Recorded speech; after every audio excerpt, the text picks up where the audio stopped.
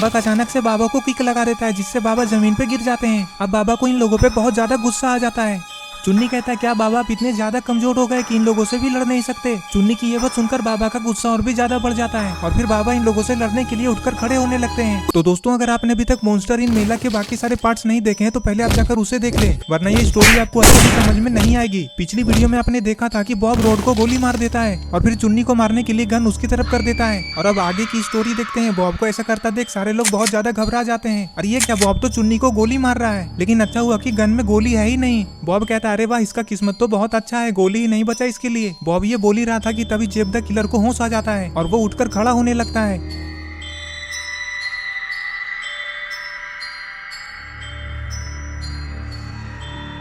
जेब the killer उठकर इधर उधर देखता है और कहता है अरे मैं यहाँ पे कैसे आ गया और तुम लोग कौन हो? तुम लोग मेरे साथ कर क्या रहे हो? क्या कोई मुझे बताएगा कि यहाँ पे हो क्या रहा है? जेब द किलर की ये बात सुनकर बॉब कहता है अरे बॉस ये आप क्या बोल रहे हो? आपके कहने पे ही तो हम लोग यहाँ पे आए हैं। आप रेड क्रिमिनल और बाबा को जान से मारना चाहते थे ना? अरे ये तुम क्या नाप शनाप बोल रहे हो और तुम हो कौन? चुपचाप यहाँ से भागते हो या फिर मैं बताऊँ तुम्हें? देखो देखो गुल्ली बुल्ली मार खाने के डर से जेब कैसे नाटक कर रहा है। ये तो ऐसे कर रहा है जैसे इसे कुछ याद ही नहीं है। बुल्ली कहता है हाँ बाबा मुझे भी ऐसा ही लगता है, ये आदमी एक नंबर का नाटकबाज है, मारिए इसको। बाबा गुस्से में जेब द किलर को मारने के लिए उसकी तरफ जाने लगते हैं। अरे ये क्या, बाबा तो पहले बॉब को धोने में लग गए। बाबा के एक किक पड़ते ही बॉब तारे गिनने लग जाता है। बक कहता है मेरे भाई को कैसे मारा, अब मैं तुम्हें नहीं छोड़ूंगा। ये बोलकर बक बाबा के ऊपर हमला कर देता है। बक अचानक से बाबा को किक लगा देता है जिससे बाबा जमीन पे गिर जाते हैं। अब बाबा को इन लोगों पे बहुत ज्यादा गुस्सा आ जाता है। चुन्नी कहता है क्या बाबा आप इतने ज्यादा कमजोर हो गए कि इन लोगों से भी लड़ नहीं सकते। चुन्नी की ये बात सुनकर बाबा का गुस्सा और भी ज्यादा बढ़ जाता है और फिर बाबा इन लोगों से लड़ने के लिए उठकर खड़े होने लगते हैं। बाबा गुस्से में चुन्नी को देखते हैं और फिर बॉब और बक से कहते हैं लगता है तुम लोग मेरे बारे में नहीं जानते इसीलिए मुझसे लड़ने के लिए आ गए। जरा एक बार मेरे बारे में अपने बॉस से पूछ लो। बॉस ये बूढ़ा आदमी क्या बोल रहा है, क्या ये बहुत खतरनाक है? बाकी ये बात सुनकर जेब द किलर कहता है अरे तुम दोनों इस बाबा से इतना ज्यादा डर क्यों रहे हो? ये बाबा हमारा कुछ भी नहीं कर सकता, ये बस ऐसे ही बकवास कर रहा है। जेब की ये बात सुनकर बाबा कहते हैं अरे वाह जेब तुम इतना ज्यादा भुलक्कड़ हो, मुझे तो पता ही नहीं था। अच्छा कोई बात नहीं, फिर से तुम्हें याद दिला देता हूँ। बाबा ये बोलकर जेब द किलर की तरफ दौड़ जाते हैं। बाबा के एक पंच लगते ही जेब द किलर जमीन पे गिर जाता है। ये देखकर बन्नी बॉब और बक सारे टेंशन में आ जाते हैं। गुल्ली बुल्ली ये सब मॉन्स्टर के पास खड़े होकर देख रहे थे। तभी बुल्ली कहता है गुल्ली हमें लगता है कि कुछ करना चाहिए। हाँ हाँ बुल्ली तुम सही कह रहे हो, लेकिन हम लोग कर भी क्या सकते हैं? गुल्ली की ये बात सुनकर बुल्ली गुल्ली से कहता है अरे गुल्ली तुम ऐसा क्यों सोच रहे हो कि हम लोग कुछ नहीं कर सकते? हम लोग पुलिस वाले की मदद ले सकते हैं। जल्दी से तुम पुलिस वाले को कॉल लगा। बुल्ली की ये बात सुनकर गुल्ली कुछ सोचने लगता है और फिर कहता है हाँ तुम बिल्कुल ठीक बोल रहे हो, हमें पुलिस की मदद लेनी चाहिए और हमें यहाँ पे जल्दी से जल्दी एम्बुलेंस वाले को भी बुलाना चाहिए। ये बोलकर गुल्ली पुलिस वाले को कॉल लगाने लगता है। और इधर अरे ये क्या, ये लोग तो फिर से लड़ने लगे। सोहन कहता है आलोक मारो इस गद्दार को।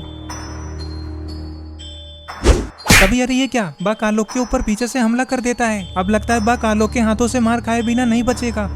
आलोक बक से कहता है क्या तुम लोग सिर्फ पीछे से ही हमला करने जानते हो? लेकिन कोई बात नहीं, जो मुझे छेड़ता है मैं उसे छोड़ता नहीं हूँ। आलोक ये बोल ही रहा था कि बक वहाँ से भागने लगता है।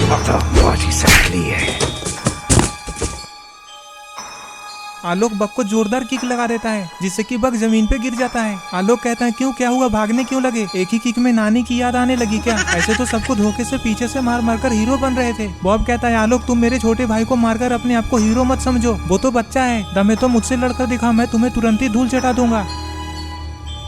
अरे ये क्या, जेसन को तो होश आ रहा है। इसका मतलब जेसन को गोली लगा लेकिन जेसन मरा नहीं है। पता नहीं अब जेसन क्या करेगा। ग्रैंड पर रेड क्रिमिनल और स्केरी टीचर अभी भी बेहोश पड़े हैं। पता नहीं इन लोगों की जान बच भी पाएगी या नहीं। अरे ये क्या, जेसन क्या कर रहा है? ये तो उठकर खड़ा हो रहा है। आपको क्या लगता है जेसन क्या करने वाला है?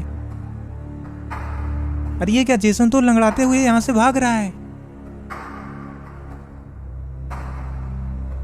अरे ये किसकी जीप है? अरे ये क्या, ये तो पुलिस वाले हैं। लगता है गुल्ली बुल्ली ने पुलिस वाले को बुला ही लिया। पुलिस वाले जीप को लेकर डायरेक्ट मेले के अंदर ही आ जाते हैं। मेले के अंदर आते ही पुलिस वाले इधर उधर देखते हैं। तभी पुलिस वाले को सामने से आता हुआ जेसन दिख जाता है। जेसन अपनी जान बचाने के लिए धीरे धीरे लंगड़ाते हुए मेले से बाहर जा रहा था। तभी अपने सामने पुलिस वाले को देखकर रुक जाता है और कहता है अच्छा हुआ कि आप सही टाइम पे आ गए। और फिर इशारा करके बता देता है कि सारे लोग उस तरफ मुसीबत में हैं। पुलिस वाले जैसे ही उस तरफ देखते हैं तो तुरंत ही उन्हें समझ में आ जाता है कि यहाँ पे बहुत बड़ा गड़बड़ हुआ है। फिर पुलिस वाले आपस में ही एक दूसरे से कुछ बोलते हैं। और इधर बॉब अभी तक आलोक को धमकी देने में ही लगा हुआ है। बॉब कहता है तुम चुपचाप मेरे छोटे भाई से माफी मांग लो, मैं तुम्हें कुछ भी नहीं करूंगा। ये लोग ये सब बोल ही रहे थे, तभी वहाँ पे पुलिस वाला जीप को लेकर उन लोगों के पास ही आ जाता है। पुलिस वाले को देखकर जेब द किलर, बॉब, बक सारे लोग बहुत ज्यादा डर जाते हैं। इधर एक पुलिस वाला जेसन को आराम करने के लिए एक पेड़ के पास बैठा देता है। तो दोस्तों क्या होने वाला है आगे, ये सब हम लोग देखेंगे। देखने के लिए इस वीडियो को लाइक करें, चैनल को सब्सक्राइब करके बेल आइकन को नोटिफिकेशन में ऑन करना ना भूलें।